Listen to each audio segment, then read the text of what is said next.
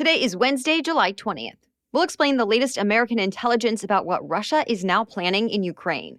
Also, a marriage equality debate is happening in Congress, and why there are shortfalls in the U.S. military. Plus, how the U.S. government stopped hackers targeting hospitals, how much money some Apple customers will likely get back, and where an entire college course is now dedicated to one current pop star. Those stories and more next. Welcome to The Newsworthy. All the day's news in around 10 minutes. Fast, fair, fun, and on the go. I'm Erica Mandy. Thanks so much for being here. You ready? Let's do this. The U.S. apparently has new intelligence that Russia is looking to take over a lot more territory in Ukraine. And with that, the U.S. also says it's going to be sending Ukraine more weapons and equipment this week. A top White House national security official says Russia has a so-called annexation playbook that includes quite a few steps. And even though Russia has denied wanting to annex or take over any part of Ukraine, the U.S. says the Russians have already started to take action. Like in the southern Ukrainian region of Kherson, Russia has taken control of broadcasting towers and set up its own security forces. It's also started issuing people Russian passports.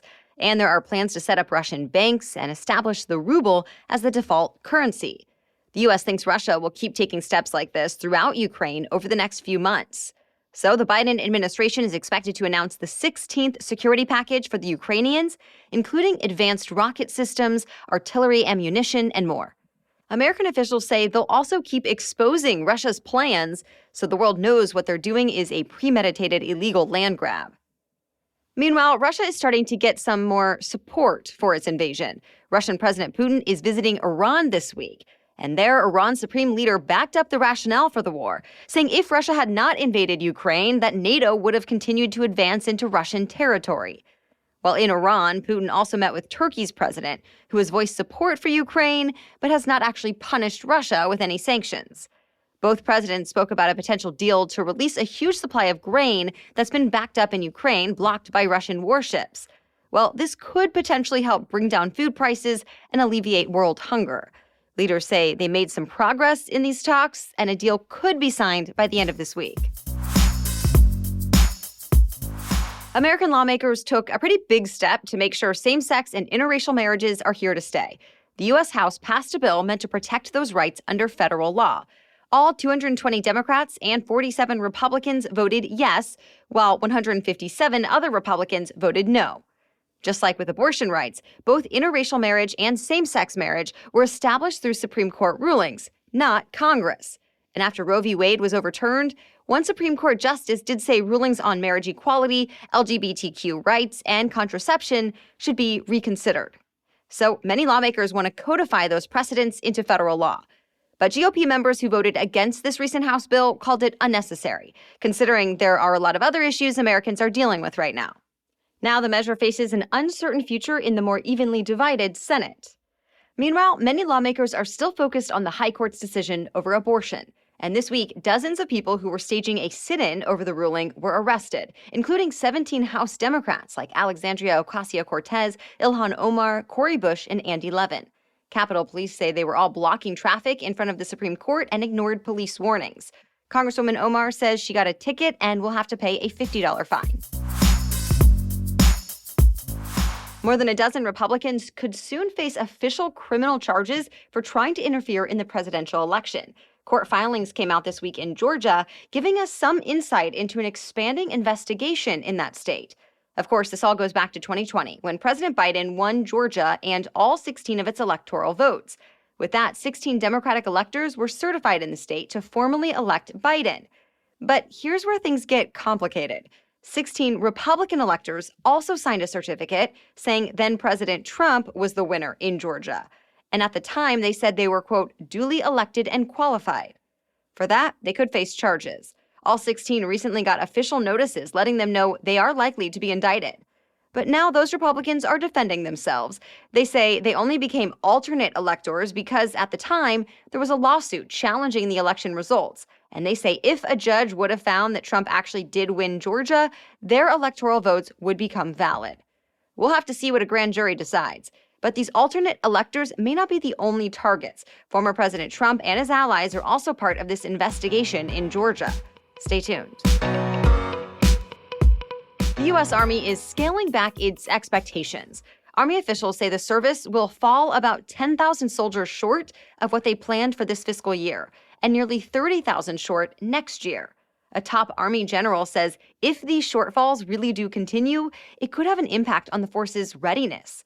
This week, he told lawmakers there are a few things to blame, but mostly it's the competitive labor market.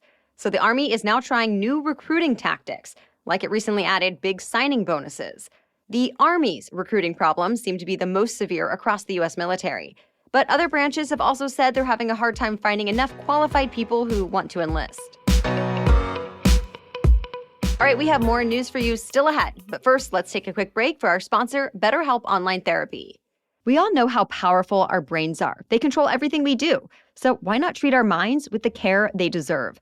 I've experienced it myself, that when I invest the time and effort into better understanding what's going on in my mind and how to make sure I'm caring for it properly, it has a positive impact on the way I experience all of life. I show up for my family better, I run my business better, and I take care of myself better.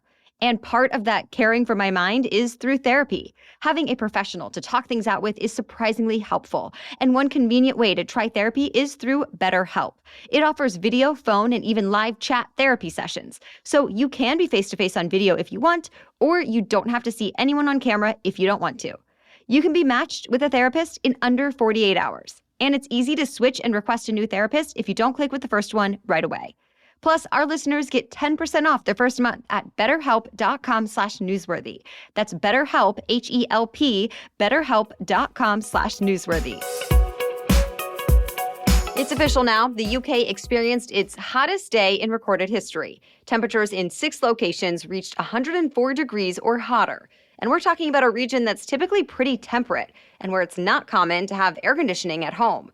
The chief scientist of UK's weather agency said these types of conditions would be virtually impossible without human-driven climate change. And he said to expect extreme heat every few years if serious changes aren't made. As we mentioned earlier this week, the unprecedented hot weather has been blamed for hundreds of deaths and triggered wildfires. It's disrupted travel, healthcare, and schools.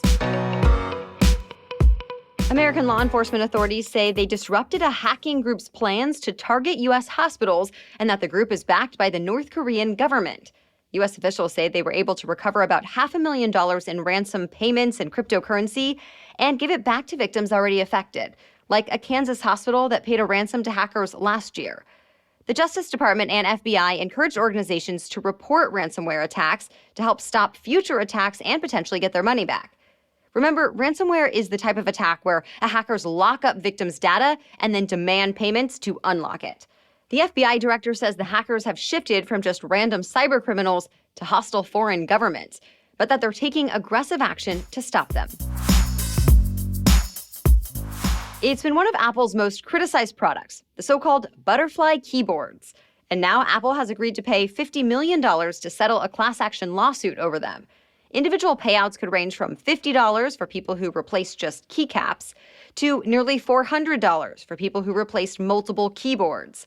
If the court does give the green light for this agreement, notices will then start to go out to affected customers.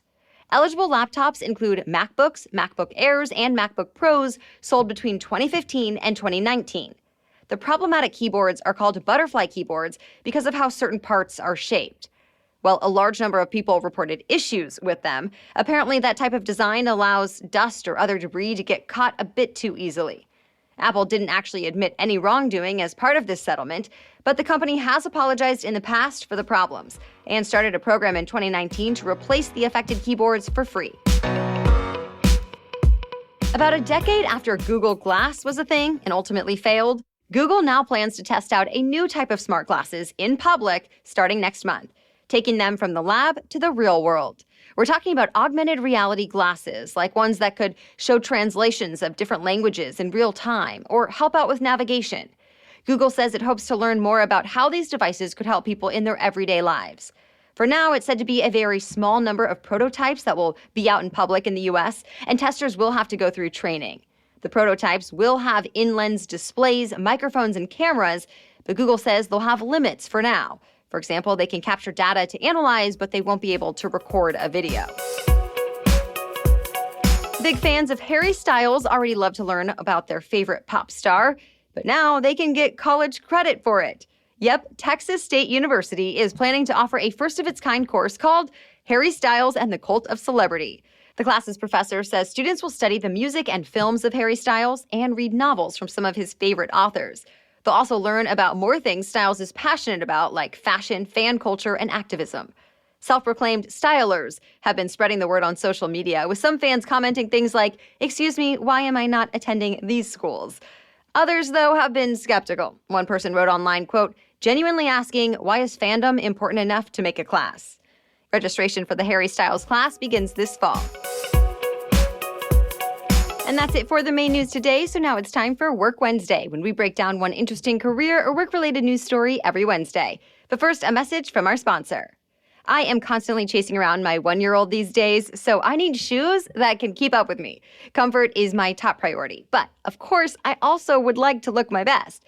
Well, with Rothy's, I get the best of both worlds. I get comfort for my feet and the type of style that turns heads.